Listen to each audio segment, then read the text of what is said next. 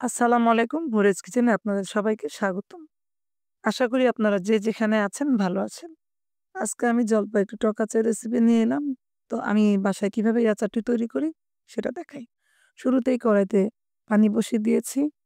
পানিতে আমি ১ চা চামচ লবণ এবং ১ চা চামচ হলুদের গুঁড়ো দিয়ে দিলাম।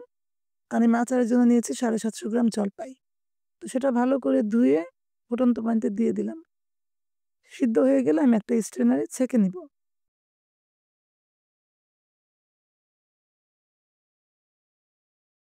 ছাঁকা হয়ে গেলে আমি আবার কড়াই বসিয়ে দিলাম চুলাতে আচার তৈরির জন্য। এখন কড়াইতে আমি ১ কাপ পরিমাণ সরিষার তেল দিয়ে দিলাম। তেলটা একটু গরম হলে ১ কাপ পরিমাণ আস্ত রসুন দিয়ে দিলাম। একটু নেড়ে-চেড়ে তাতে সিদ্ধ করে রাখা জলপাইগুলো দিয়ে দিলাম।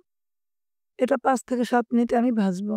এখন আমি এক, এক করে প্রতিটা মসলা দিয়ে দিব। ১ম এ দিয়ে দিচ্ছি ১ চা চামচ হলুদের গুঁড়ো, তারপরে ১ চা চামচ ধনিয়ার গুঁড়ো, ১ চা চামচ গরম মসলার গুঁড়ো, ১ চা চামচ লাল মরিচের গুঁড়ো এবং সাথে আরেক চামচ চিলি ফ্লেক্স দিয়ে দিলাম।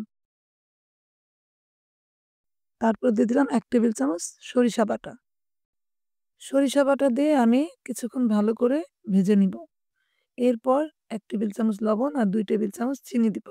দিয়ে আমি আবার ভালো করে ভাজবো। এখন আমি ১ চা চামচ ভাজা জিরার গুঁড়ো আর ১ চা চামচ গরম মসলার গুঁড়ো দিয়ে দিব। ভাজা জিরার গুঁড়োটা আমি শেষে ওঠানোর আগেও একবার দিয়ে দিব।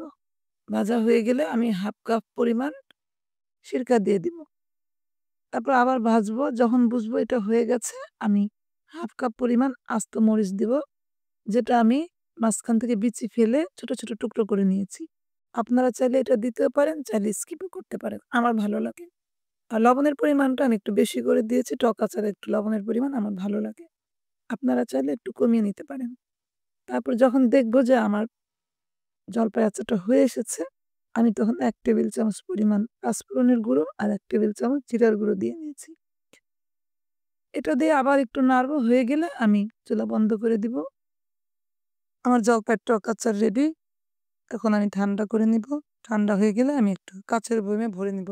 কাঁচের বয়ামে রাখলে অনেক ভালো থাকে আচার আর অনেকদিন ধরে সংরক্ষণ করে রাখা যায়। চাইলে রোদ দেওয়া যায়। আমি আসলে রোদ দিতে পারিনি। তো আমি এভাবে রেখে দিয়েছি। দেখেন আমি কয়েকটা বাটিতে ঢেলে নিয়েছি। কত সুন্দর হয়েছে আর খেতে অনেক সুস্বাদু। আশা করি আপনারা একবার হলেও ট্রাই করবেন। আমার এই ভিডিওটি যদি আপনাদের ভালো লেগে থাকে তাহলে লাইক ও শেয়ার করবেন এবং কমেন্ট করবেন। সবাই ভালো থাকবেন। আসসালামু আলাইকুম।